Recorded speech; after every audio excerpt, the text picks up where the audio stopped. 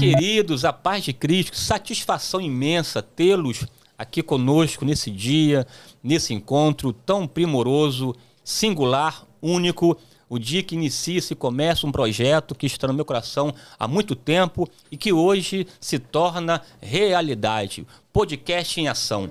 Um encontro, um programa cujo objetivo principal é fomentar aqui debates do ponto de vista teológico, doutrinário, mas também, é claro, aqui tratar e versar sobre temas do cotidiano, do dia a dia. Tenho certeza que será um tempo de edificação, de crescimento, de consolidação da fé, para que ao final de tudo o nome do Senhor seja glorificado. E aqui nesse dia, o primeiro programa, o primeiro episódio e de uma estrada longa, eu louvo a Deus pelo privilégio de estar iniciando aqui nessa oportunidade e não tenho dúvida de que você vai se deliciar de conversas, de diálogos, de trocas consistentes, coesas, que irão contribuir com a sua vida pessoal, mas também com o seu ministério, para que eu e você tenhamos condições de cumprir o que Paulo falou, de servir a Deus de maneira edificante, sendo um homem preparado, apto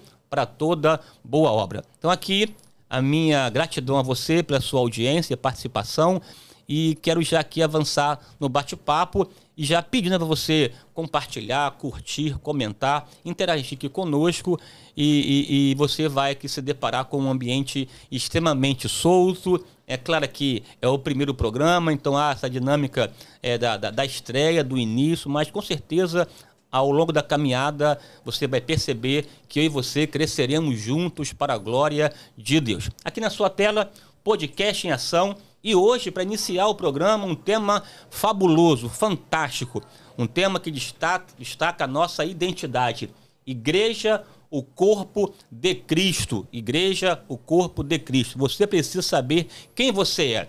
A sua função, o seu papel, olhar para si, olhar para dentro. Esse olhar para dentro te possibilitará olhar para fora com mais firmeza e com mais clareza. Para esse bate-papo aqui, né? Pode aqui avançar, por favor, aqui a nossa slide aqui. Já comentei com você aqui os objetivos do programa.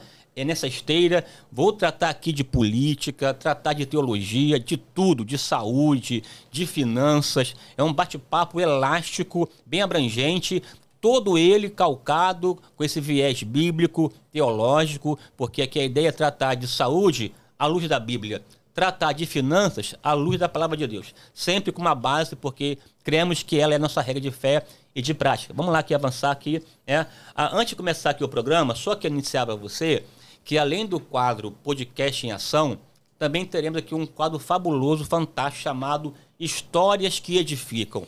Esse quadro visa, na verdade, conversar, dialogar com pessoas que carregam uma história de vitórias, né? Uma história edificante. Pessoas famosas, não famosas, não importa. O que importa aqui é oportunizar, vez e voz, aquela pessoa que teve uma experiência com Deus e carrega uma história de vitória, uma história de conquista, não conquista financeira, conquista de vida, enquanto resultado da intervenção de Deus. E a sua intervenção lhe facultou um crescimento. Eu quero aqui, junto com você aqui, ouvir essas pessoas, aprender com elas, né? E também se inspirar e acreditar que, assim como em sua vida ocorreu um milagre, Deus pode também operar um milagre em nossa vida. Então aqui você vai ficar atento ao quadro Podcast em Ação, mas também ao quadro aqui, ao programa Histórias que Edificam. Olha, já agendei com pessoas aqui, pessoas que têm uma história de vida fantástica. Você vai ver que Deus continua a operar milagres. Fique atento aí e vamos em frente. Pois bem, aqui para começar aqui a conversa de hoje, né, esse podcast da Palavra em Ação, Igreja, o Corpo de Cristo, eu tenho a alegria, a honra, o prazer, a satisfação de coração aqui, receber aqui nesse programa aqui meu amigo, meu irmão, meu pastor, uma pessoa que é mentor, uma inspiração, pastor Odilton Ângelo. O cara é forte, é pastor, é historiador, é teólogo. Deus tem sido comigo muito bondoso, né? E essa manifestação de bondade se evidencia em me oferecer amigos de verdade. Nessa esteira aqui, o pastor Odilton faz parte. Meu pastor, um prazer aqui recebê-lo, viu? Uma alegria, minha gratidão no nome de Jesus. Aí de fato, aí, né? Publicamente aí, manifeste a sua alegria também, dê aí o seu aplauso. De alguma forma aí, compartilhe comigo essa minha alegria no dia de hoje, pastor. Meu amigo, pastor Gilson Paulo da Silva. Glória a Deus. Que alegria, cara. Que honra, que prazer. Eu me sinto extremamente honrado, grato, satisfeito de poder participar primeiro de participar do teu programa, do teu podcast, sobretudo de participar do primeiro, cara, da estreia, né? Para mim é uma honra muito grande. Eu estava comentando em off com você, né? Esse ano está completando 20 anos que a gente se conhece, da nossa amizade, desde lá dos tempos da faculdade que a gente se conheceu, e desde lá a gente construiu uma amizade, um relacionamento, uma história. Nós somos amigos íntimos, né? Confidentes e assim, eu te admiro pra caramba, te respeito, valorizo o teu ministério, teu chamado, te reconheço e me sinto muito feliz e orgulhoso de ser um dos grandes incentivadores desse projeto, né? E eu sempre te incentivei muito nisso, de estar fazendo esse projeto, de maneira que hoje eu estou muito honrado, muito feliz de estar aqui e de participar, e espero que eu possa, de alguma maneira, colaborar humildemente, né? Diante desses dois gigantes que eu tenho aqui, né? Eu sou um pigmeuzinho, mas espero dar aqui minha colaboração, minha contribuição, colocar meu ponto de vista, as minhas observações dentro desse tema que é tão relevante, tão caro para mim, que é falar sobre a igreja. E a igreja para mim é tudo, né? E para mim é uma alegria muito grande. Que Deus abençoe a nossa audiência. Convide mais alguém, chame alguém para estar junto. Vamos fazer crescer esse projeto, porque vale muito a pena, porque eu tenho certeza que será um projeto de muito conteúdo. Graças a Deus. Pastorzão, mais uma vez aqui, gratidão, viu? Eu sei que o seu tempo é um tempo muito precioso e facultar a mim, né, um pequeno tempo, um corte do seu tempo para mim, eu sei da relevância disso e com certeza minha gratidão de coração, viu? E também aqui, né, pastor, aqui não vai querer ressaltar que também está aqui conosco meu amigo, meu irmão, uma pessoa que conheci agora há pouco tempo, mas parece fera já, brava, né? Fera poderoso, brava. Gigantesco. O cara né? É graúdo. Sim, assim, meu amigo, pastor Douglas do Carmo, meu pastor, gratidão pela sua presença, disponibilidade, viu? Eu aqui digo publicamente que eu tenho pelo senhor um apreço, uma admiração. Sei que nos conhecemos há pouco tempo, verdade. Mas esse pouco tempo já me possibilita aqui destacar não o senhor enquanto teólogo, mas enquanto homem de Deus, enquanto pessoa de Deus, né? Uma pessoa com um coração gigantesco, que oportuniza, que ajuda, que está presente. Já aqui nem off conversamos sobre outras questões até pessoais, o senhor já se disponibilizou em me ajudar em umas questões. Então, assim, eu louvo a Deus pelo privilégio de fazer parte da sua, né, no seu hall de amigos e ter no meu celular o teu contato, né? Isso aqui é importante, né, amigo? É forte, muito né? Forte, Brasil. Forte, não é para todo mundo. Isso. Pastor Douglas, bem-vindo, amigo. Obrigado. A palavra é sua, meu querido. Gente, eu estou muito feliz de poder estar aqui com você nesse dia, né, que a gente poder gravar o podcast em ação e poder compartilhar disso que era teu sonho, teu objetivo, teu desejo. E faço coro aqui também as palavras do pastor Odilton Ângelo, que presencia esse momento. E o desejo do nosso coração é que ele cresça, se agigante e possa abençoar muitas pessoas. E também uma alegria muito grande poder participar desse momento e também estrear. Então, estou muito feliz de estar com você, mas também eu não posso deixar de reconhecer uma felicidade que eu tenho de estar ao lado do pastor Odilton claro, Ângelo. Ele não queria que eu falasse isso, mas eu vou falar isso. Né? Eu assisti, eu era mais novo e via ouvia pastor Odilton Ângelo lá na Penha, na 1191. E eu falava isso no meu espírito, que um dia eu ia ter a possibilidade de estar próximo desses homens. Não é que o dia chegou, gente? Rapaz, deixa eu te falar aqui, sem querer te cortar, mas você sabe como é que eu conheci o Douglas? Pela internet, cara. Eu posso assistir nos cortes dele e tal, chegava pra mim e falei, pô, gostei desse cara. Aí comecei, né, ali, acompanhar e tal. E depois a gente teve a oportunidade de se conhecer e eu descobri que ele já conhecia meu trabalho pelo aspecto de eu ser mais velho, né? Então, etc e tal. Mas Douglas também, cara, que alegria, que prazer. Eu admiro muito seu ministério, seu trabalho, a sua jornada, a sua dedicação. Deus te abençoe, mano. Beleza. Então, é bom demais convidar você, para você compartilhar, convidar pessoas. Eu tenho certeza que vai ser proveitoso demais falar sobre um tema que é a nossa vida, que é a nossa semana. Igreja e Corpo de Cristo. Maravilha, que benção, né? Assim, como a proposta de hoje, né, é também fazer um recorte histórico sobre a igreja, porque história tem a ver com identidade, né, tem a ver com quem nós somos.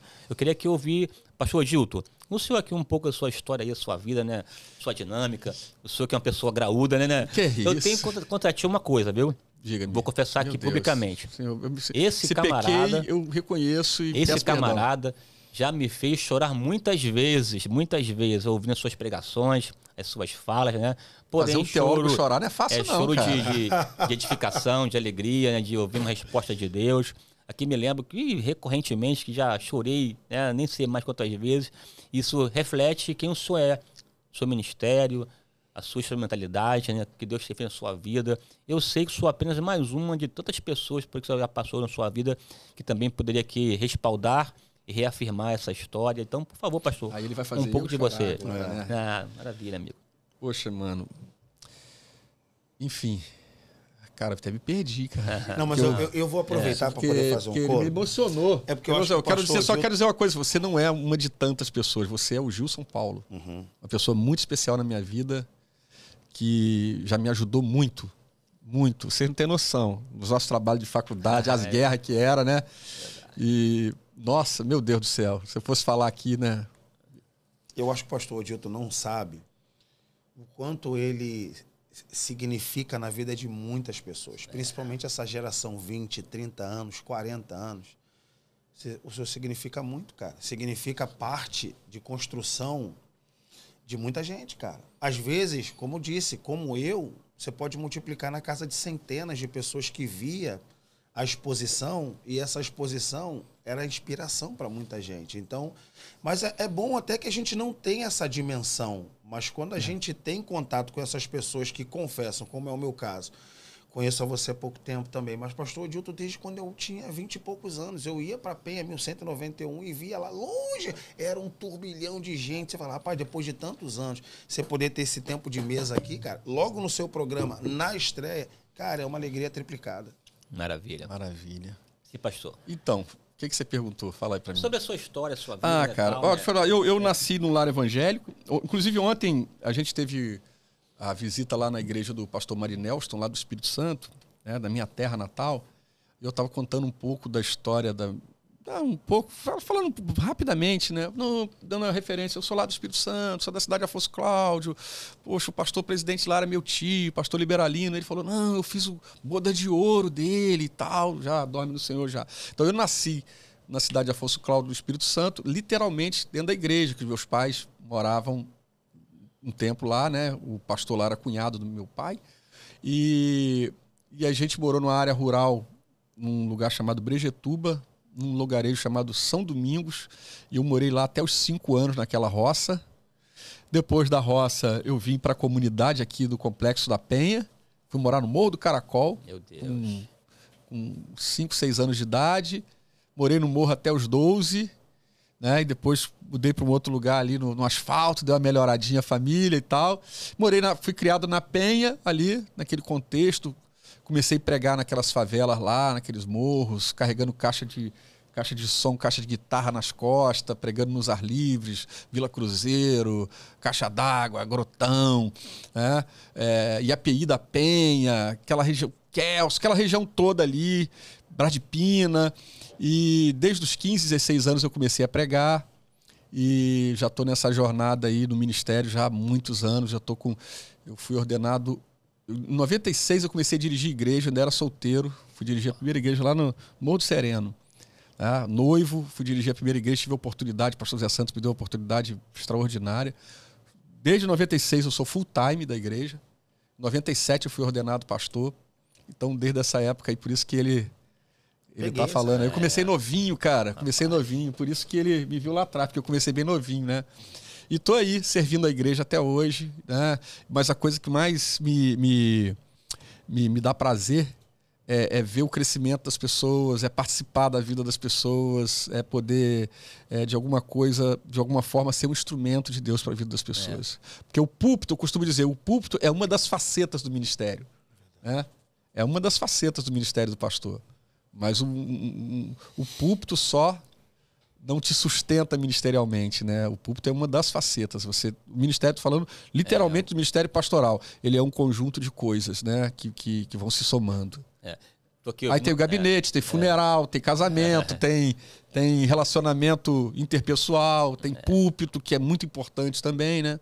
Pregação, exposição, ensino, discipulado, tudo isso está nessa esteira. Eu estou aqui te ouvindo aqui, pastor, assim, né? E estou aqui, poxa, eu tenho que chamar o pastor Odildo para histórias que edificam, né, mano? Porque certamente. Essa história tua aqui... Aí assim, é outra vibe, né? Porque eu me lembro aqui, pastor, numa ocasião, na faculdade, inclusive, né? Aí lá, pastor Douglas, tivemos uma questão de racismo na igreja, é racista, não é e tal. Aí, história... Aqueles né, sabe, discurso pronto, né? Sabe que história tem esse viés muito forte, né? Também sem esquerda e tal, esse debate ideológico. Aí um lá dos alunos levantou uma ideia de que a igreja é racista e tal. Aí ele era um cara desviado, revoltado. Aí eu fiquei ouvindo o pastor Odildo responder, né? Aí ele fez lá um apanhado, amigo, uma abordagem, contando nomes de pastores do Brasil quase que inteiro. Porque assim, rapaz, quem é esse camarada? Não. Líderes negros. Eu sim. falei de... Ele falou, porque a liderança evangélica no Brasil, ela é racista, ela é branca, eu não sei o quê. Eu falei, meu irmão, o que tem mais na igreja é preto. Com certeza. A igreja brasileira, a sua formação, a grosso modo, ela é feita da periferia, ela é feita do pobre, ela é feita do negro, ela é feita do favelado, né?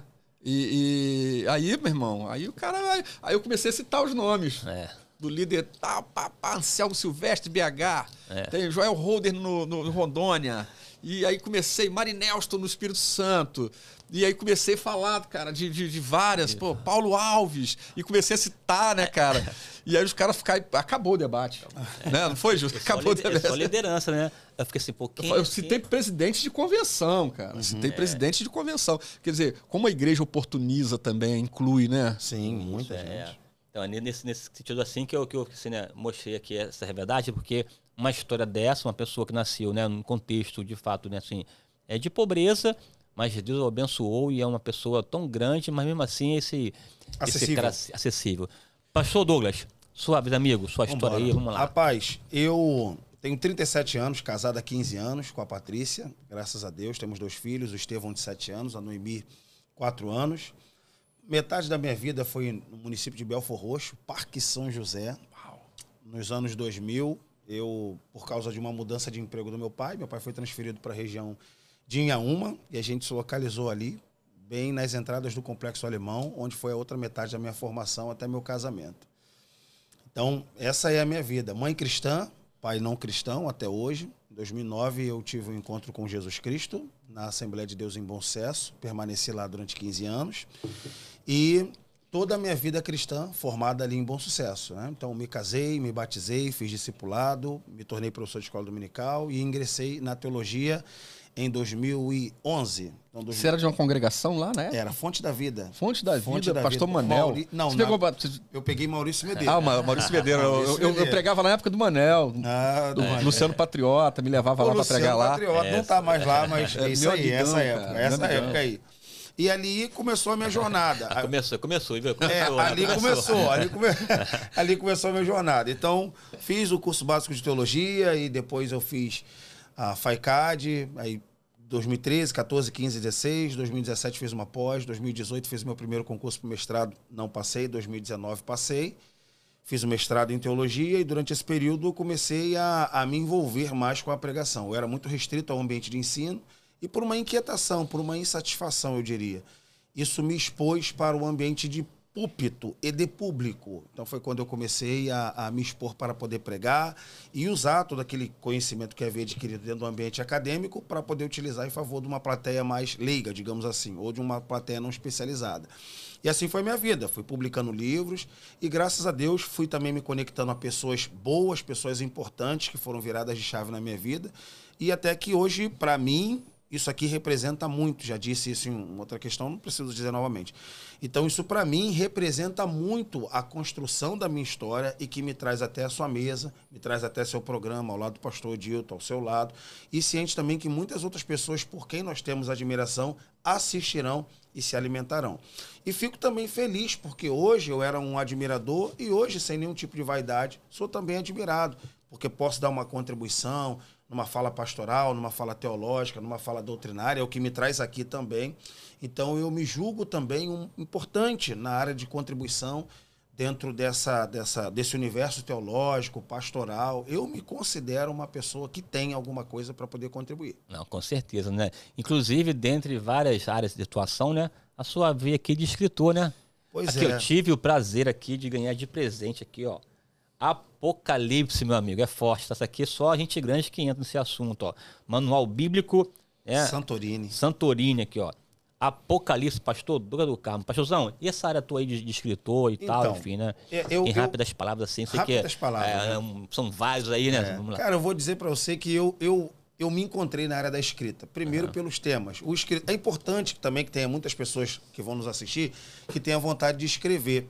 E eu digo que a parte mais difícil, além da escrita, é a criatividade para você produzir um conteúdo que seja interessante para o leitor.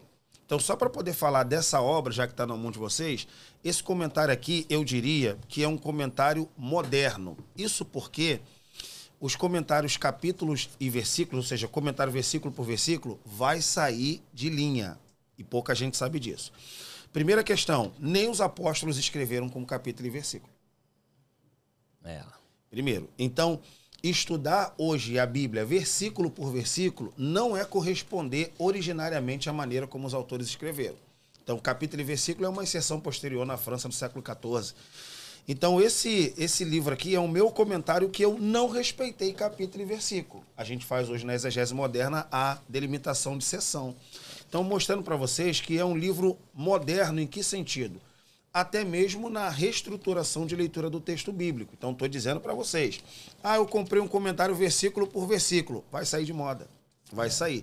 Porque muitas pessoas acham que eles escreveram por capítulo e por versículo, quando, na verdade, eles escreveram um texto narrativo, texto corrido.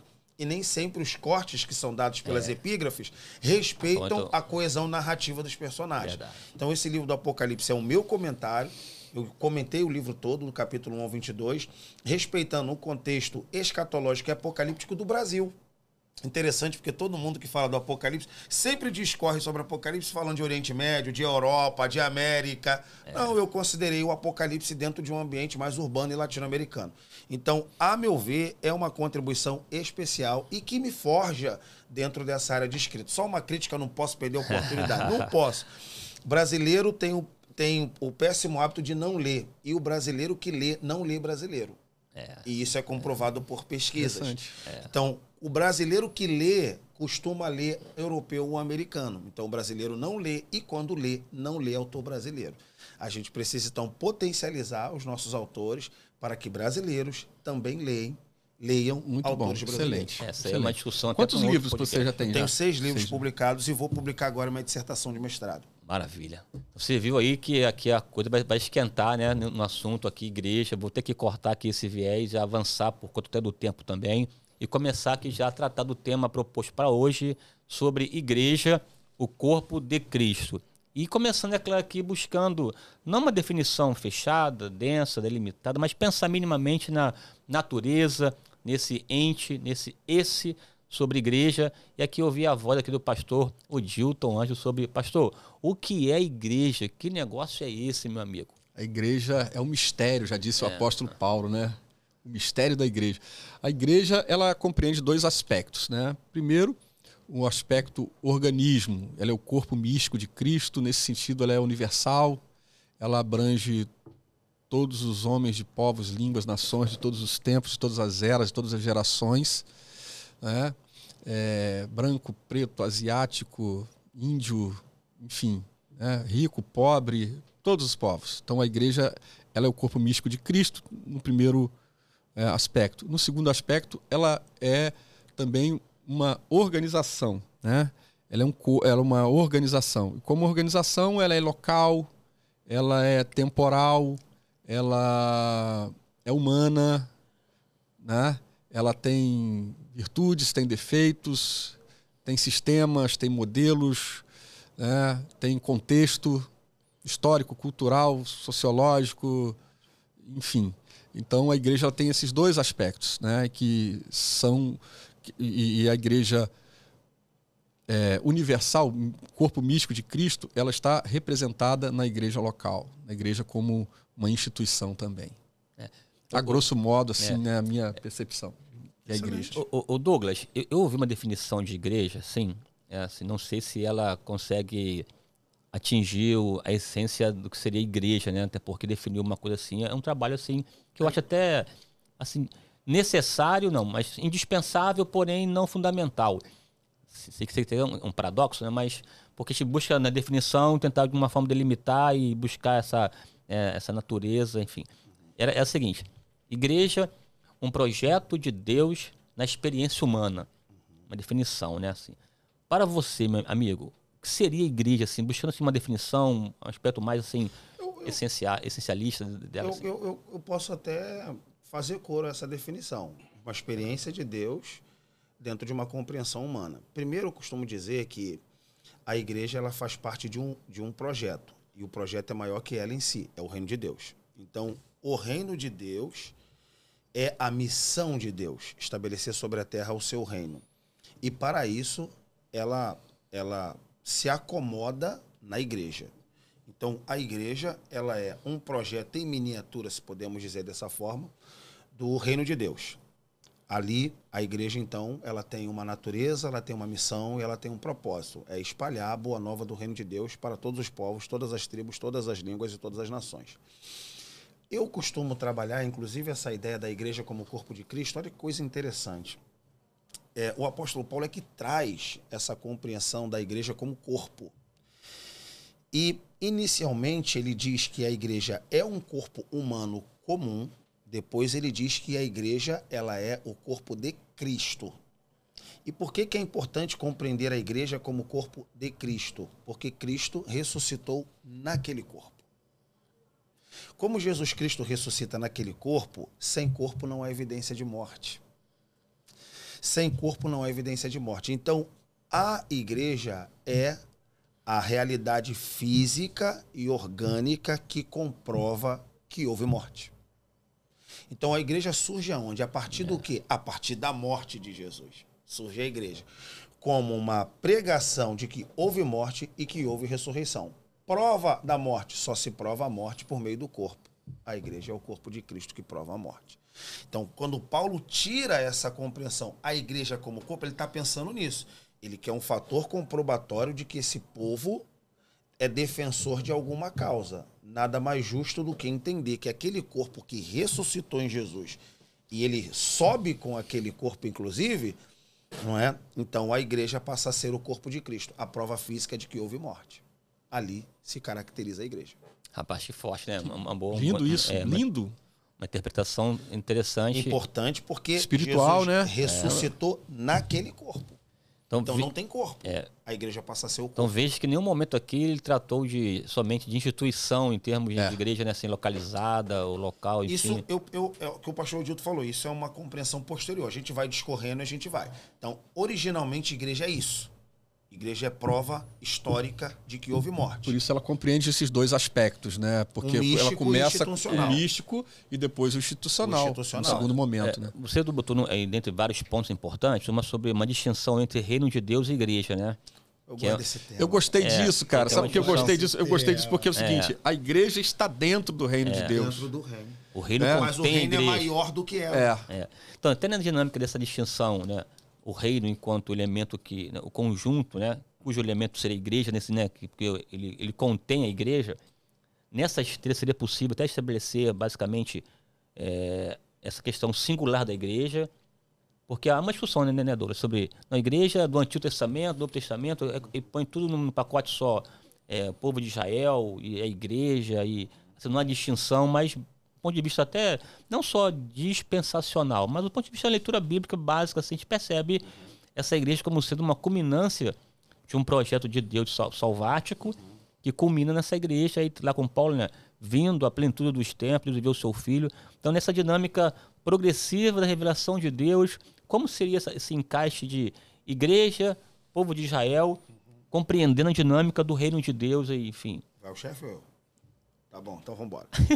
Vamos lá. Primeira coisa, o reino de Deus tem 3 dimensões. O reino de Deus é existencial, ele é eclesiástico, ele é Estado. Então, imediatamente, o reino é existencial. Então, o cara tem contato com Jesus Cristo por meio da pregação do evangelho e tal. O reino chegou a ele. Foi o que Jesus falou em Lucas 17. Vocês vão procurar aqui e ali, o reino de Deus está em você. Ele começa no céu e se manifesta na terra, né? Exatamente. Então, aí ele vai se manifestando em 3 perspectivas e progressivas. Ele se manifesta existencialmente, ele se manifesta por meio da igreja, da eclesia, mas ele se culminará sendo um Estado. O reino de Deus é um Estado. Todos nós sabemos. Aí entra aquela grande discussão. Quando Jesus Cristo vier e fizer a restauração do mundo, uma das obras que ele vai fazer é derrubar os templos.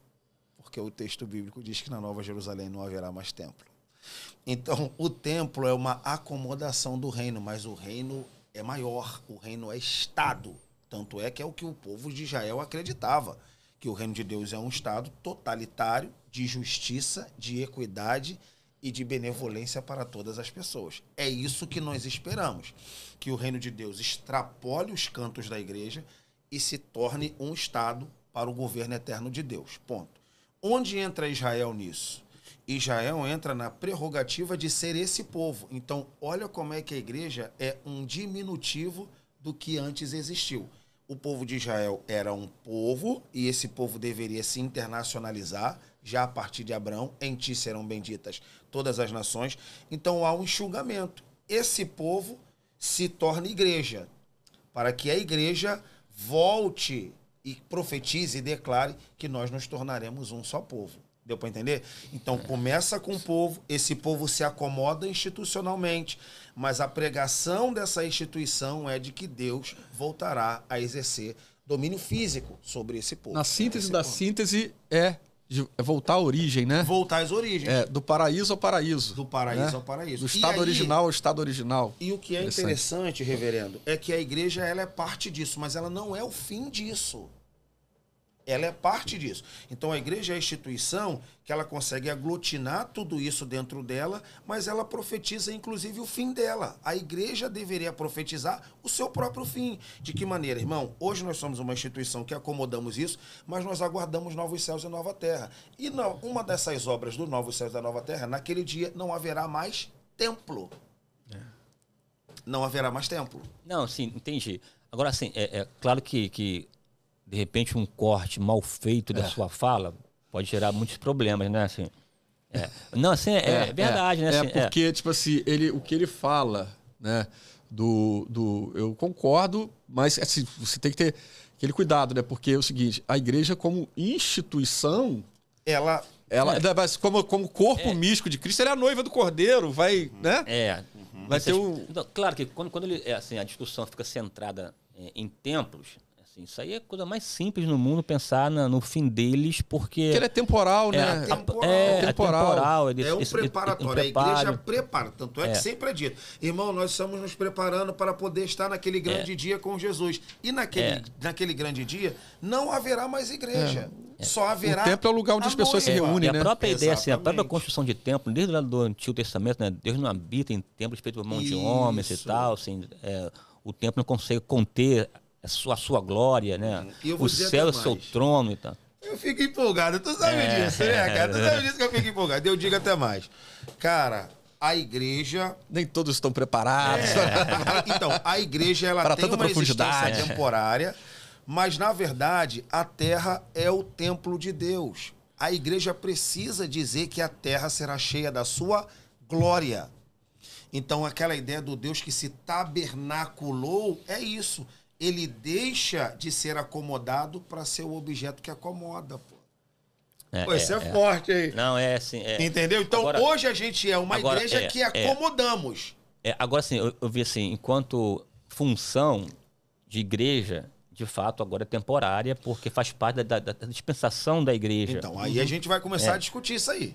Que até foge a igreja, instituição, denominação. Não, é assim, até a igreja, enquanto igreja mesmo assim, corpo de Cristo, tem a sua função hoje, né, de ela é, né, o canal pelo qual Deus se manifesta, né, assim, até vou discutir aqui depois, futuramente, né, se há salvação fora da igreja, né, para discutir isso aí. Discussão. Agora, assim, pós-arrebatamento, que dar-se lá o casamento de Cristo com a igreja, das bodas e tal, ela ocupará uma outra dinâmica, uma outra dispensação, né, no céu da terra, que aí, assim, governará com Cristo. A expressão aqui, ela acabará, de repente, seria uma ideia de acabará na função que ela exerce atualmente, seria isso? Não, ou acabará enquanto de fato se desfazer, assim? Não, então, eu repito, vamos ver se eu consigo melhorar o que eu falei. A igreja, ela faz a mediação entre Deus e os homens. Todos nós sabemos. Perfeito, Depois que Cristo estiver conosco, nós com ele fisicamente, a igreja perde o seu papel. Então, nesse sentido, ela enquanto instituição, enquanto denominação e enquanto segmento, perde seu valor. Perfeito, né? Muito claro isso, muito importante. Que de alguma forma também, assim, aconteceu com o povo de Israel, né? Que, assim, não nessa mesma esteira, mas comparando, tinha a função de ser uma referência para as demais nações, Deus ia se manifestar às nações a partir do povo de Israel. Isso. Todavia, Israel acabou se prendendo, né, em si mesmo, perdeu a função, passou o tempo e surgiu, na leitura de Paulo, essa revelação superior até a nação de Israel, né? Seria a igreja, em que o muro, na verdade, de separação termina. Isso. Nessa igreja aglutina judeus e não judeus, e ela passa a ser, de fato, aqui, né, o ápice, até o momento, da revelação de Deus na história humana. Por causa da graça. É por causa da graça. Né? Então, assim, essa expressão graça, Espírito Santo, igreja, esse pacote todo, que até na minha leitura, não sei se vocês concordam, é um equívoco as pessoas fazerem um recorte, um retorno a valores eminentemente judaicos, né, lá de Israel e tal. Assim, porque Paulo coloca que não, estamos agora numa nova fase superior a Israel e acabou. Já pro chefe essa daí. Não, concordo plenamente com você, essa judaização, né? Chega a ser não sei se cabe essa expressão, mas um certo anacronismo você querer trazer certos elementos, doutrinar a partir da experiência de Israel. A experiência de Israel, para nós, ela cabe no profético, no simbólico, no alegórico, nas lições, nos ensinamentos práticos, mas o Israel tem o lugar dele e a igreja tem o seu lugar, entendeu? E a gente e aquilo ali é vamos dizer assim, nesse projeto linear, podemos dizer assim, o Israel passou. Nós estamos no contexto da igreja, ponto final, irmão. E qual é o conselho que o senhor daria frente às câmeras para esses calouros que tentam judaizar-se imediatamente e judaizar a igreja? É uma pergunta. Com todo respeito à comunidade judaica, toda a admiração, amor que nós temos para Israel, né? Nós sabemos que Israel é um povo escolhido por Deus, isso aí já é um outro debate, é uma outra discussão, é um tema sensível, mas eu acho que para essa galera aí do contexto de igreja, no contexto de evangelho, falta um pouquinho de escola dominical, falta um pouquinho de contato com o cristianismo. De contato com o cristianismo, de ouvir uma turma mais madura, né? Sabe? De ouvir alguém que realmente tem base para poder entender e colocar e saber que Israel tem o seu lugar e a igreja tem o seu lugar. E são duas coisas que estão próximas, mas não são a mesma coisa. Exatamente. Você está entendendo? Eu entendo. Que até assim, acho que essa discussão assim foi muito forte também no primeiro século, não sei se sobretudo, né? Sobretudo no primeiro século, né? Porque a proximidade entre cristianismo e judaísmo, algo assim latente, e que houve necessidade de escritores, inclusive de intervenções doutrinárias para poder estabelecer quem discussões calorosas, né? Imagina aquela primeira geração de líderes. A referência deles, eles eram judeus e a referência deles era o judaísmo. Com certeza. Até eles migrarem literalmente pro cristianismo, né? E criar essa identidade. Isso não é uma identidade que se cria. Parto, né? A identidade, né? A teologia, né? A doutrina, tudo isso são coisas que vão sendo construídas aos poucos. E vou falar uma coisa assim, eu não condeno, assim, olhando de fora, eu não condeno os caras por terem certas posturas.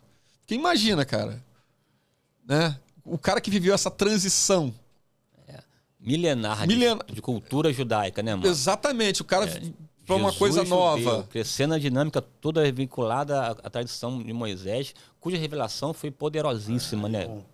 E romper com isso. Não é brincadeira. Levou muito tempo. Muito tempo. Tanto que o autor dos Hebreus que, né, ganha vez nesse sentido de estabelecer a superioridade de Cristo em relação à antiga aliança.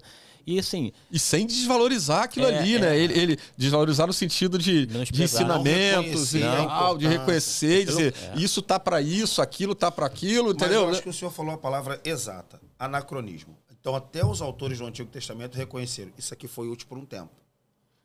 Desse tempo para que agora é o cristianismo. Então, o senhor tocou na palavra certa. Quando a pessoa regressa, ela comete o anacronismo. Olha, esse tempo aqui já passou. O cristianismo agora entra numa nova modalidade de compreensão, de existência e de vivência, que essas coisas precisam ser reconsideradas. Aí os caras querem trazer um negócio que nem eles lá, cara, usam e fazem. E assim, de uma cultura tão distante da nossa, os caras pegam e começam a aplicar de maneira irresponsável certas coisas, entendeu? Só que para poder ficar aqui claro, nós amamos a comunidade judaica, o povo de Israel, assim, nós oramos por eles, viemos dele, reconhecemos todo esse legado histórico, teológico, né? Negar isso é uma idiotice. Somos contra Hamas, terroristas, coisas todas. Somos cristãos. Consumimos autores judeus, entendeu? Sim. Literatura e tudo. Todavia, né? eu particularmente aqui reconheço que a igreja está no outro nível, outro patamar no que diz respeito à revelação de Deus, esse processo dispensacional, cuja a culminância se deu exatamente no verbo que se fez carne e a partir dele fundou a igreja. A igreja, de fato, está numa outra esfera, uma outra realidade espiritual e que você, inclusive, deveria valorizar esse ser igreja e você, enquanto igreja, entender que conforme está lá o autor dos Hebreus, né? Havendo Deus, antigamente, dito muitas vezes e de muitas maneiras aos pais pelos profetas, nesses últimos dias, né? No tempo de Cristo, Messias, pelo Filho. Aí é nesse sentido, uma discussão. O texto áureo aí seria aquele versículo de João, né? Veio para os seus não receberam, mas a todos quanto creram, deu-lhes o poder de serem feitos filhos de Deus. Maravilha. Então aqui, avançar aqui, o que a igreja agora no próximo slide aqui, uma discussão sobre exatamente, tem a ver com já comentamos sobre a origem, o nascedouro, como ela surgiu, quando surgiu, foi na morte, na ressurreição, no Pentecoste, né? Um papo aí, uma discussão aí que você tem. Eu vou de novo. Lá vai. Vou aproveitar aqui para poder fazer uma colocação, pode ser polêmica, mas ela vai ser ponto de estudos para os próximos anos. Essa é por recorte, né? Eu acho que é interessante, cara. Então, vamos lá. Primeiro, muito se diz que Jesus foi o fundador da igreja. Eu entendo a importância, mas eu não vejo assim biblicamente. Vamos aos argumentos. Epa! Nos 4 evangelhos, Mateus, Marcos, Lucas e João, Marcos não existe a palavra igreja, Lucas não existe a palavra igreja, João não existe a palavra igreja. A palavra igreja é dos 4 evangelhos. Curioso isso. Só Mateus, né? Só Mateus e 2 vezes. Pois eu digo que tu és Pedro e sobre esta pedra edificarei a minha igreja. Se algum irmão pecar contra ti, vai repreender ele só. Se não, leva até a igreja e depois, se não receber repreensão pela igreja, considera um publicano. Então eu concordo com Paulo. Para mim, Jesus Cristo é o fundamento da igreja. Ninguém pode pôr outro fundamento além do que já está posto, o qual é Jesus Cristo. Para mim, a igreja é apostólica. Então, Jesus Cristo é o fundamento. Os fundadores são os apóstolos dentro de um pneumacentrismo. Caraca! Que isso, varão? Pneumacentrismo. Varão pneumático? Então vamos lá. Olha só. Ó, isso aqui é para você se inscrever no canal. Isso aqui é para você acompanhar o podcast em ação e para você ver que tem conteúdo de qualidade. Jesus Cristo é o fundamento. Os apóstolos são os fundadores dentro do pneumacentrismo. É que eu explico. A gente está muito acostumado a ouvir teocentrismo e cristocentrismo, mas nós somos pentecostais. E agora é a hora de eu defender a pentecostalidade no DNA da igreja. Porque o Espírito Santo, de repente, entra na manhã de Pentecostes, transforma aqueles caras de medrosos para corajosos e ousados, e ali tem início a igreja. Portanto, a igreja tem sua origem dentro de um pneumacentrismo, ou seja, é o Espírito Santo o fundador da igreja, nesse sentido. Ele se apropria do quê? De Cristo, que é o fundamento. Não é o que diz o Evangelho de João? Ele falará daquilo que é meu, ele fala de mim, ele fala a meu respeito. Levando em consideração que nem historiador considera Jesus o fundador da igreja, porque Jesus já está fisicamente morto. Para nós que defendemos a partir da fé, já ressuscitou, ascendeu aos céus, à direita do trono do Pai, 10 dias depois, o Pentecostes, fundação da igreja. Então, se a gente considerar dentro desse plano, a gente concordaria até com o historiador. Olha, ele não está vivo para poder ser o fundador de um movimento. Então, ele não é o fundador, ele é o fundamento. Os apóstolos, baseados nesse fundamento, que é o que diz a carta aos Efésios, fundamentados e alicerçados na doutrina dos apóstolos e dos profetas de que Jesus Cristo é a pedra angular. Então, só para deixar claro aqui, eu tenho interesse em falar isso, porque isso que é a beleza da teologia. Eu não estou desconstruindo o cristocentrismo nem o teocentrismo, mas como pentecostal, eu posso dizer que a igreja é eminentemente pneumatocêntrica. É o espírito que dá boom para esses apóstolos que se apropriam do fundamento de Cristo e tem origem. Pastor Gilton. Há controvérsia, meu amigo? Não, controvérsias há. Controvérsia eu sei que há. E não, eu acho que as ideias se completam. Eu acho que as ideias se completam, né? Esse lance todo é um grande quebra-cabeça, né? E uma ideia aqui completa a outra. E é maravilhoso isso, né? Assim, no sentido mais transcendental da palavra, a igreja nasceu na eternidade. Boa. Ela nasce no coração de Deus. Todo o plano de salvação do homem. Quando a Bíblia diz que o Cordeiro que foi morto antes da fundação do mundo, ali a igreja estava contemplada. Exatamente. Nesse contexto. Perfeito. Né? Então, mas também tem pregadores que dizem que ela nasceu no Calvário e tal, mas Jesus mesmo ele declarou: edificarei a minha igreja. Né? Então eu acho que Jesus, ele falou, Jesus é a base, mas ele é o arquiteto dela também, ele é o construtor dela. E nesse sentido, eu acredito assim, que ela vai se manifestar a partir do Pentecostes. De Atos 1 ali, quando eles começam, né? Eu acho que até acho que eu acredito Voltaria pouco antes do Pentecostes, e Atos 1 mesmo, que a opinião majoritária é essa. Entendeu? Que ela se reúne ali durante 40 dias, ela fica, né, aquele período todo ali do pós-ressurreição, a igreja então ali, quando Jesus ressuscita, a igreja de fato começa, os irmãos começam a se reunir. Né? Tu vê que tem uma sistematização de reunião deles ali, eles começam a se congregar, começa a ter essa ideia. E aí vem o Pentecoste e ela se consolida, né? Ela vai ganhando corpo, vai ganhando forma, e os discípulos, os apóstolos, e que vão dar essa abrangência, vão dar vamos dizer assim, esses contornos da igreja a partir daí. Entendeu? Mas eu acho que as nossas ideias se completam. Não, com certeza, complementariedade seria a palavra-chave nesse contexto, né? Porque, assim, ele destacou aqui a ação do Espírito Santo enquanto esse ente, né? No DNA. No DNA. Coisa que negam. Só que assim, né? Quando, negar... Não, mas não digo nem negar, assim, não é enfatizado. Isso é verdade. Sim. Agora, negar, não digo nem tanto porque... Acho que nós, enquanto... Então, acho que o cristão, o evangélico, de modo geral, um cara que negar isso... O que eu vi, assim, né, esse aspecto da igreja enquanto assim, essa ação trinitariana. Sim, é o que eu acho. Assim, e destacamos muito o papel do Cristo, né, esquecemos a ação do Espírito e do próprio Pai. E acabamos dando uma leitura à igreja eminentemente cristocêntrica. Mas, biblicamente falando... Se você quiser que eu fale alguma coisa...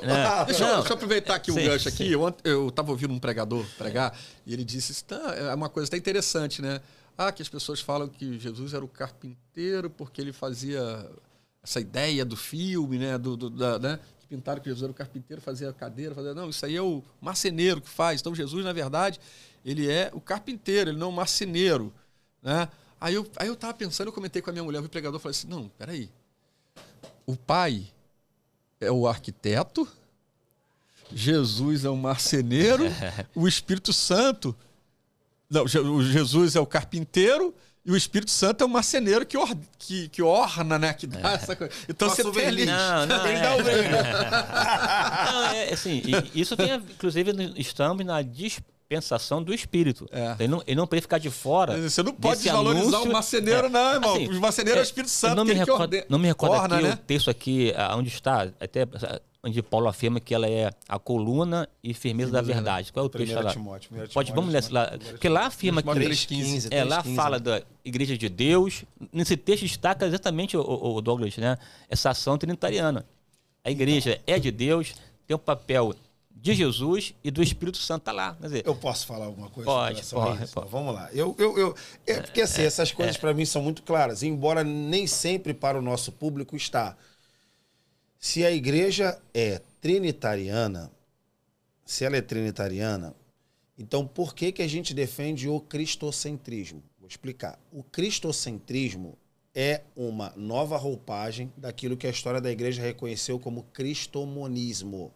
O cristomonismo é oficialmente uma heresia, que é a centralização da pessoa do filho e a pouca observação da integralidade de ações do Pai e do Espírito.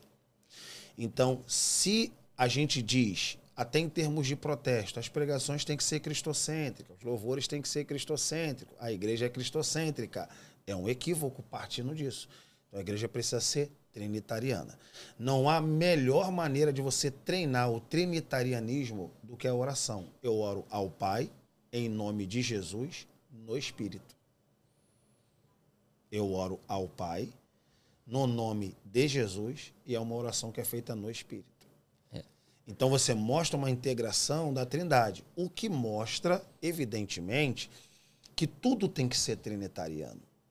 Tudo tem que ser trinitariano. Uma pessoa discordou de mim, eu falei assim, quem é a pessoa mais importante da Trindade? Não tem. Ponto. Então se não tem, os três são importantes. Pô. Então por que não fazer uma teologia trinitária? Só para poder encerrar para vocês, lá na PUC, a professora Maria Clara, gente boa, não, como o pastor Silas fala, gente boa a gente dá o nome, né? Coisa ruim a gente não dá o nome. O pastor Silas fala muito isso. E ela fez uma crítica aos protestantes. Ela fala, olha, vocês dizem que a gente venera Maria. E vocês veneraram tanto o Cristo que vocês esqueceram do Pai dele e do Espírito dele. E isso ela culpa a Reforma Protestante. A Reforma Protestante centralizou a figura do Filho, tanto é que todo mundo sabe que o resgate do Espírito Santo acontece em Azusa, movimento pentecostal, que ele estava adormecido na Europa medieval e na América do século XIX. Então, só para poder mostrar que para os próximos anos, uma hora a gente vai ter que reavaliar isso. Então, concordo, faço coro que há uma integração da Trindade e todos precisam levar a glória. É porque, assim, agora também essa questão centrada em Cristo também é compreensiva, né? Porque, veja assim, por mais que a igreja nasceu na eternidade, até porque a Trindade não está presa ao tempo e espaço, ele habita na eternidade, então tudo lá aconteceu na eternidade, essa manifestação visível, localizável, datável, se deu a partir do Verbo encarnado. Sim. Em que ele, de fato, afirmou que eu edificarei a minha igreja. Então, nesse sentido, ele dá tanta possessão, estabelece o momento da sua manifestação, né? Edificarei, então, é um futuro, mesmo remoto. Mas porque a Trindade ela manifesta fisicamente na pessoa de Jesus, né? E você não tem como pensar a salvação sem esse aspecto, né? Porque assim, quem idealiza tem o seu valor, mas quem concretiza a ideia... Tem mais valor? Ganha visibilidade. Não diga que tem mais valor. Ganha visibilidade. Só para entender. Assim, claro que você trabalha até a dinâmica de sócio, idealizador, não, inventor e sócio... Eu sei que é a expressão que se dá, né, para essa questão, né? Tem aquele que inventa e aquele que custeia. O cara que bota o investimento, que faz bota o dinheiro, são dois tipos de sócios diferentes. Tal, assim. Sócio investidor. Então, o investidor e o idealizador, acho que é isso, né? Enfim, mas quem está, na verdade, na visibilidade é quem inventou o processo, né? Eu não tenho dificuldade com isso. A minha dificuldade é as pessoas, quando compreendem isso, vão ranquear. Eu acho assim que não deveria combater o cristocentrismo. Não se deve? Tem que incluir os outros entes. Claro que automaticamente acaba diminuindo assim, né? Combater nesse sentido. Nesse sentido. Só para poder dar uma ideia da gravidade que assim, é esse tema. Acrescentar, não eu posso pregar uma mensagem no Antigo Testamento e ela ser cristocêntrica. Eu posso... Você está entendendo? O problema é quando...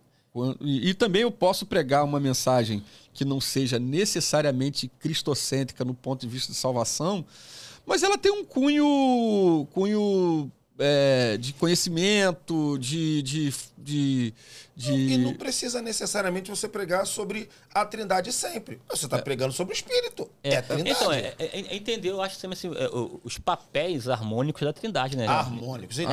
Harmônicos, mas nunca ranquear. Sim. Se você ranquear, você vai beirar para o monarquianismo. Então, isso que está falando. Essa discussão aqui é tão antiga, né? Você acaba assim, de um modalismo e por aí vai e tal, né? O Agostinho disse o seguinte, para resumir. Tente explicar a Trindade, perderá a cabeça. Agora negue a Trindade, perderá a alma. Então, assim, só digo uma coisa. Deus amou o mundo de tal maneira que deu o Filho. Então, para o Filho fazer o que fez, Deus amou. O Pai teve que autorizar.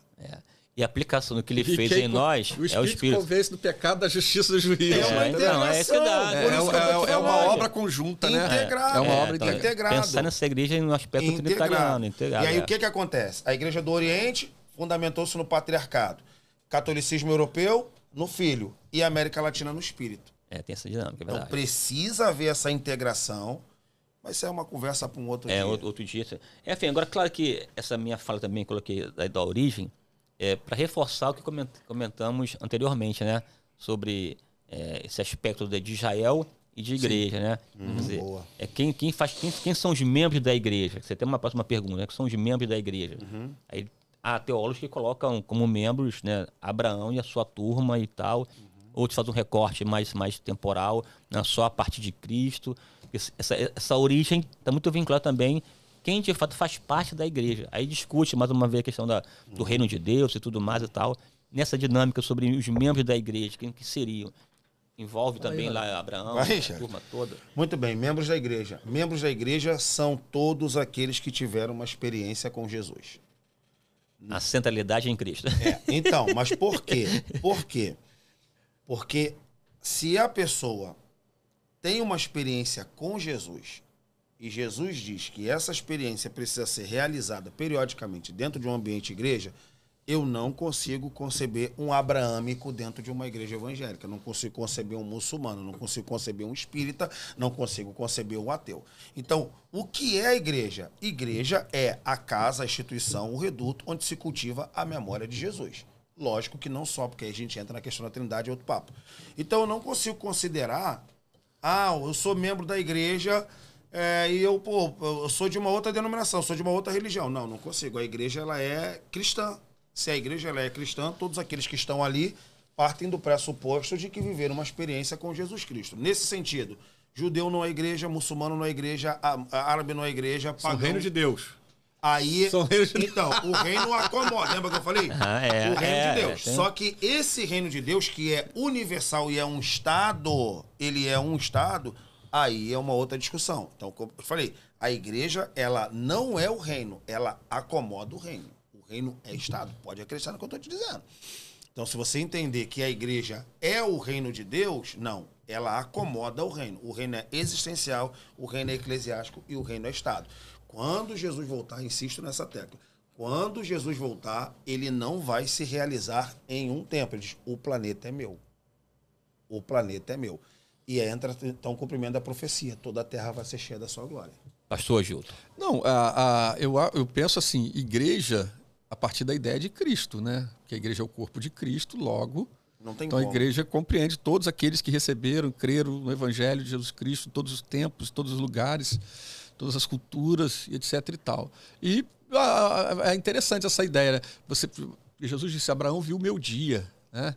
Então, quando chegar muitos virão do Ocidente, do Oriente, assentar-se à mesa com Abraão, Isaac e Jacó. Quer dizer, aí é o encontro do reino, né? Uma manifestação mais ampla. Mais ampla, que aí tem os patriarcas, os profetas, tem os anjos, né? O céu. E a igreja vai adentrar esse ambiente, né? A igreja vai habitar esse ambiente, né? E tem aquilo que Jesus falou. Ele tem ovelhas que não são desse aprisco. uma discussão, essa é Isso verdade. é outra discussão. Mas eu tô disposto. Inclusive, então eu vou aproveitar a provocação, né? Vambora. Até pensando aqui mais à frente aqui da discussão, sobre onde essa igreja se manifesta, está presente, e se fora dela há salvação ou não, né? Vambora. Porque essa compreensão de que, quer dizer, você pega Inácio de Antioquia, o próprio Cipriano, que desenvolveram aquela ideia da sucessão apostólica, que até dizia lá Inácio, né? Assim como Cristo é a mente de Deus, os bispos são a mente de Cristo.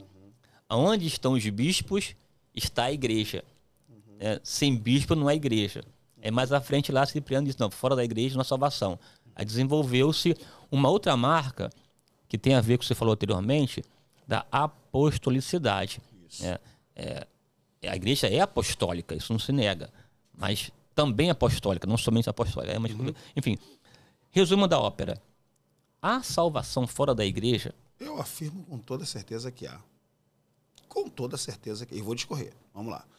Importante deixar claro que o Lutero ampliou, tornou, como você disse, tornou mais elástica a coisa. Então, para mim, há salvação fora da igreja, não há salvação fora de Cristo. Fora da igreja há, fora de Cristo não há. Vamos para a Bíblia, é importante.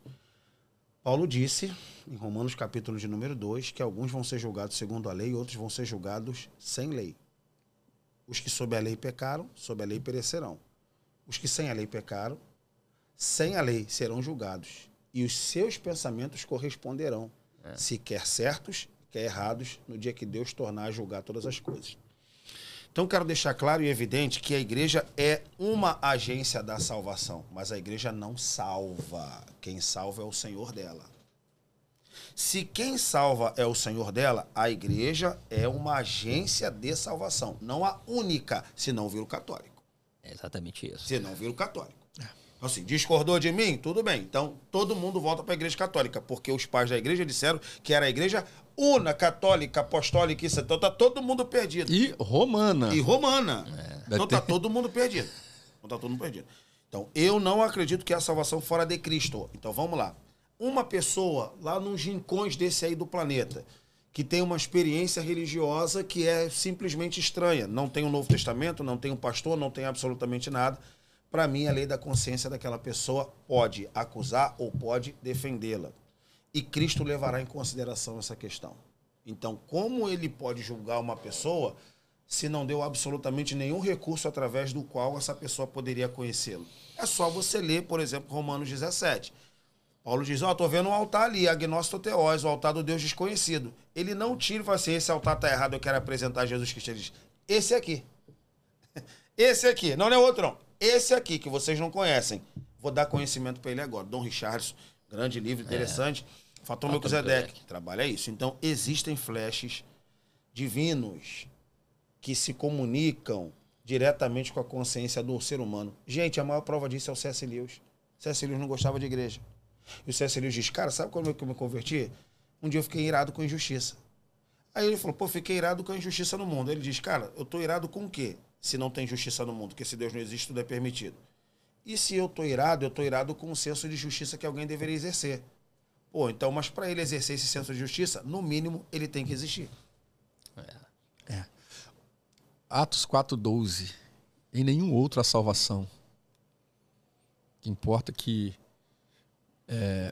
fugiu agora o... Nenhum outro nome é dado, né? Nenhum outro nome é dado pelo qual importa que sejamos salvos, né? O discurso de Pedro, né? Então ele foca a salvação de Jesus. Mas eu compartilho dessa ideia também, porque é evidente, é claro, que nem todas as pessoas... Eu acredito que todas as pessoas que têm esse contato com o Evangelho, o parâmetro para o julgamento dele é o conhecimento. É o conhecimento. A palavra dita, né? Ela pode condenar agora, ou Paulo salvar, mesmo vai né? dizer que onde não existe lei não tem... Paulo ou Romanos? Hebreus, né? Não, é Paulo. Paulo, né? Romano.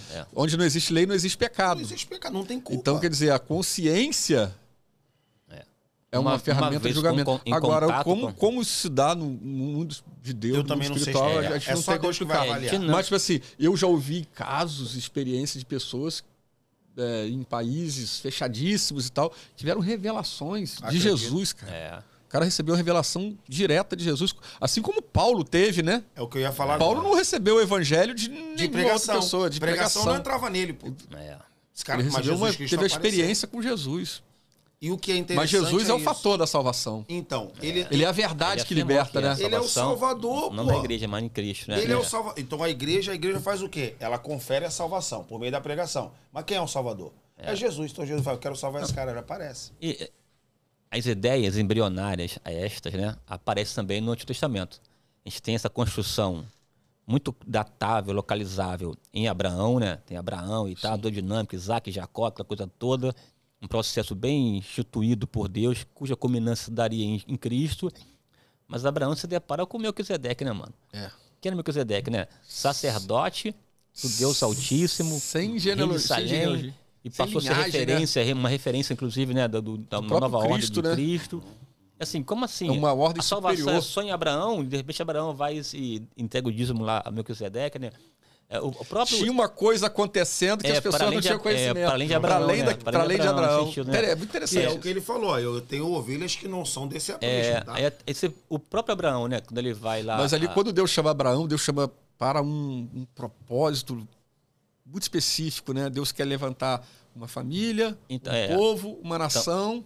Você pode analisar o desdobramento desse plano ao longo da história. Né? Só não se pode delimitar esse plano, né? Que acaba cometendo esse equívoco, né? Assim, o próprio Abraão, né? Ele conversa com quem lá, ele de novo repete a história da mentira de Sara para não morrer e tal. Aí só que lá, Abimeleque, Deus se manifesta o camarada, ele tem revelações no sonho, obedece a revelação, né? Faz melhor do que Abraão no sentido, né? E para Abraão era um camarada perigoso. Né? O povo aqui sanguinário é perigoso e tal, quer dizer, a gente não, essa dinâmica do Deus de livre é importante destacar, né? Então eu também comungo da ideia de que há salvação fora da instituição igreja, todavia não há salvação fora de Cristo, né? Aí uma dinâmica, a maneira como isso vai se manifestar, não tenho a menor ideia. Eu também não tenho a menor ideia. Não pode, né, não posso empacotar esse processo. Mas não posso fechar essa porta. Agora, todavia, sobre a igreja recai a tarefa da pregação, né? De olhar para o mundo e de pregar. Isso não anula, não, muito pelo contrário. Né? Essa função da igreja. Aí, boa, pergunta aqui. Quais seriam as funções, a importância, a tarefa dessa igreja, além da pregação e tal? Vai, chefe. A função da igreja? Basicamente, edificar o corpo de Cristo. Edificar, promover a edificação em todos os aspectos, né? A igreja tem um papel fantástico, maravilhoso. Aqui a gente tem, por um acaso, né? Nós estamos aqui, história muito parecida, né? Nós viemos de contextos improváveis, de situações... mesmo, por exemplo, eu acho que aqui o único que nasceu num berço cristão fui eu. Você já nasceu no lar evangélico? Também não. Então eu nasci literalmente dentro da igreja, mas num contexto social eu não tinha nome, não tinha família que pudesse me projetar e etc e tal. Mas a igreja, ela te faz isso. A igreja te proporciona isso. Cara, eu já fui em tantos lugares do mundo que se não fosse pela igreja... Se a igreja não tivesse presente na minha vida, não teria me proporcionado isso. Talvez, se não fosse por causa da igreja, nós não estaríamos aqui hoje. Verdade. Né? Talvez a gente estaria fazendo qualquer outra coisa, enfim, relevante ou não, mas... Enfim, agora, a igreja tem esse papel, ela tem o papel de edificar o corpo, de apresentar Cristo, de equipar os santos, né, nos preparar para a volta do Senhor, mas também tem um papel de integrar as pessoas, de melhorar a comunidade, né, de elevar o espírito do homem, de fazer o homem se tornar melhor. Quantas pessoas eu já vi chegar na igreja, né, viciadas, quebradas, arruinadas, analfabetas, cara. O cara aprender a ler na Bíblia, aprender a ler na igreja, fazer um curso profissionalizante dentro da igreja, né, se qualificar para a sociedade e se formar e se tornar doutor, se tornar uma pessoa, construir uma família, construir coisas, enfim, a igreja ser relevante para a nação. O papel, acho que nenhuma instituição recupera tanto os indivíduos como a igreja, insere tanto o indivíduo da sociedade. Basta você ver a presença da igreja na comunidade. Se você, por exemplo, olhar a Assembleia de Deus Vitória em Cristo, só no complexo da Penha, ela tem cerca de 30 igrejas. A Assembleia de Deus de Bom Sucesso, que é a origem do Alemão. Né, no Complexo do Alemão, ela tem uma presença... Cara, o que essa igreja representa e o que ela proporciona para a comunidade é um negócio impagável, cara. Impagável. Então a igreja ela vai para além do papel espiritual, né? Ela tem um papel social, cultural, né? Bem abrangente e que não dá aqui para a gente mencionar a importância da igreja aqui na Terra. Quando a Bíblia fala que nós somos o sal da terra, a luz do mundo, cara, e isso se reflete no que a igreja faz na sociedade. Impressionante. Meu Deus, forte, né? Forte. Verdade. Douglas. Não, concordo também. Eu acho que o que eu vou falar deve ser a mesma coisa que ele. Pode até avançar, então. Acho que é isso aí. Então, ela tem o seu papel espiritual, ela tem um papel social, e isso desenha o quadro da igreja. Claro que tratar de igreja num único podcast, né, no episódio, não dá conta, né? Então, assim, até já indo para esse final, assim, né, assim, e deixar aqui já aberto, né, um espaço para uma segunda conversa sobre o mesmo tema, né? Buscando aqui sobre igreja perfeita, igreja paradigma, modelo, né? Não tem. Qual seria, existe, como encaixar nessa dinâmica a igreja de Atos dos Apóstolos, qual o papel dela, a importância? Eu tenho uma fala sobre isso, mas não na igreja de Atos, mas nas 7 igrejas da Ásia Menor. Interessante, vamos lá. Daquelas 7 já vi essa história. Daquelas 7 igrejas... Todas elas apresentam um quadro assim bastante heterogêneo. Então você tem, para toda igreja com defeito, virtude. Para toda igreja com virtude, defeito. Eu sei as tuas obras, lá vai elogio. Porém tenho contra ti, desce o sarrafo. Então ele olha cada uma das igrejas. Para a melhor igreja, ponto negativo. Para a pior igreja, ponto positivo. Igreja de Tiatira. Ó, o negócio tá feio aí, mas também tem umas coisas boas aí. Tem aqueles que não se curvaram, aqueles que não se dobraram. E de maneira paradigmática, 2 igrejas das 7 não ouviram nenhuma crítica. Então, se tem igrejas sem defeitos no Novo Testamento, apenas 2 nós temos um reconhecimento bíblico. A igreja de Esmirna e a igreja de Filadélfia. Então, Jesus olha, ele anda no meio dos 7 candelabros. E ele não vê nada de defeito naquela igreja. Ou seja, então para essas 2 igrejas não tem o famoso lembra onde você caiu. Não tem. Ou arrepende-te. Não tem.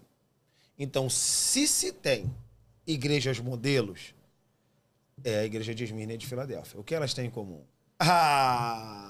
O que elas têm em comum? Pobreza, perseguição e calúnia.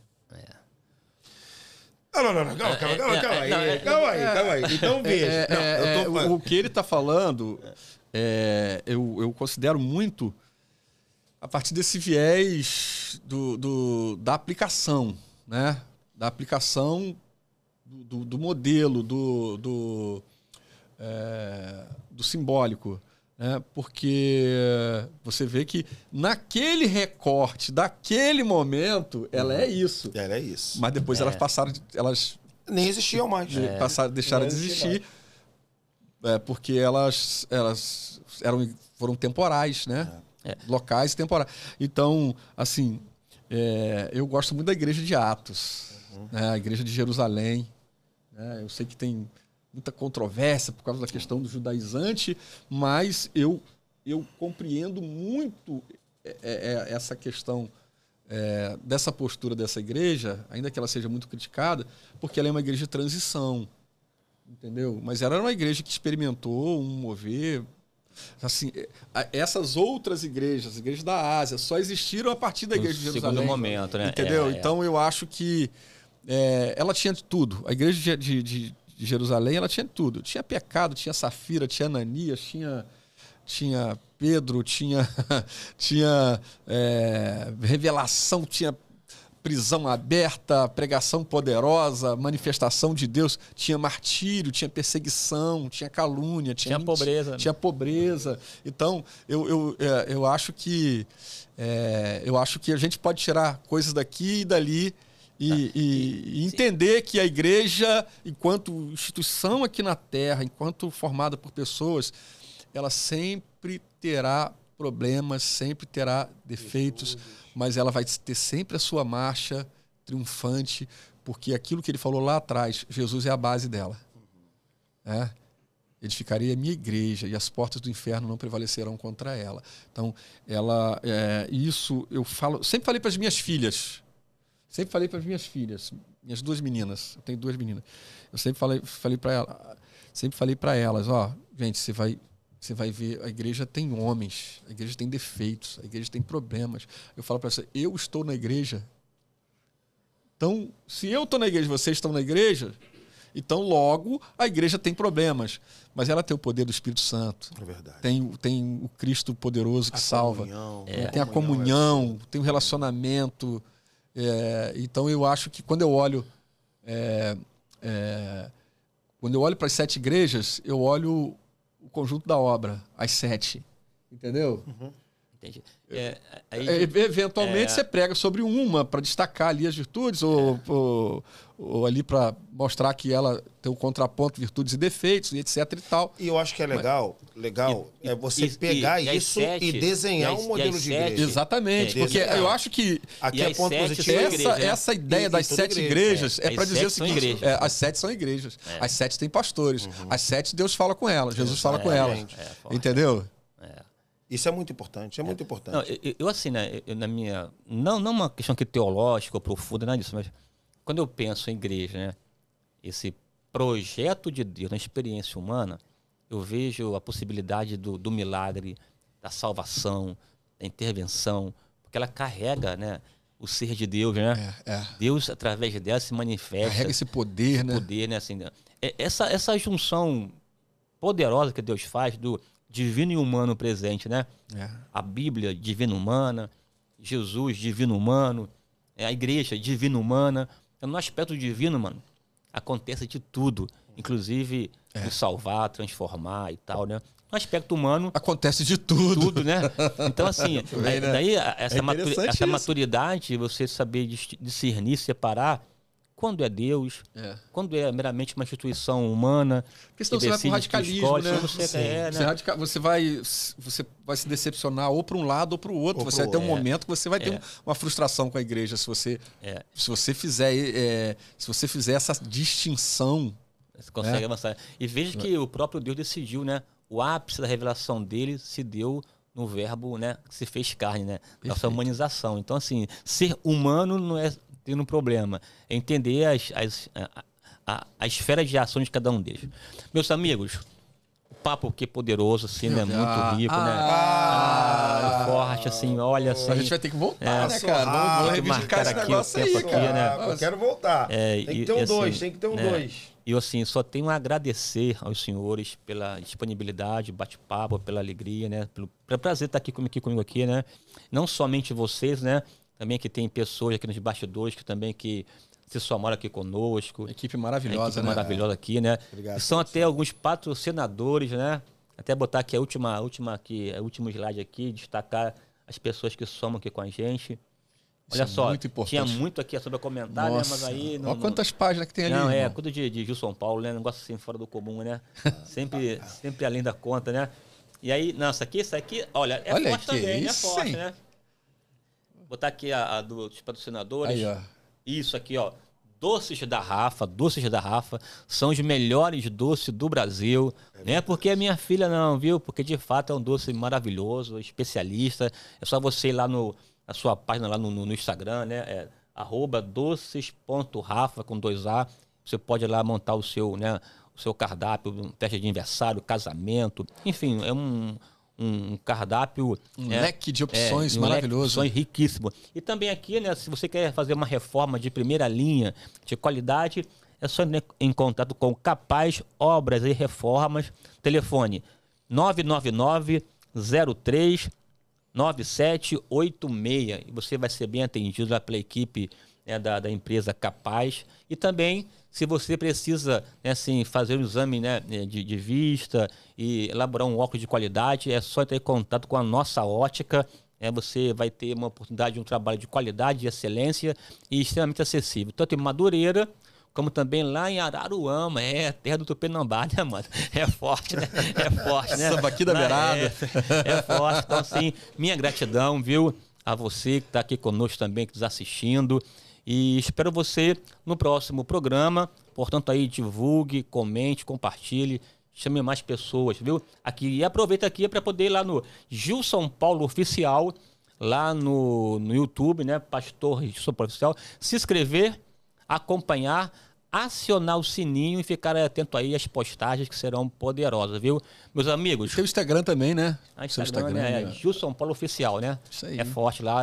E em breve também aqui, claro, aqui, né? Já também lançando também a própria página do Podcast em Ação. Você também vai ter a oportunidade de acompanhar os cortes, né? Sim, e ficar atento aqui a tudo que será postado daqui para frente. Uma obra que não cessará tão breve, pelo contrário.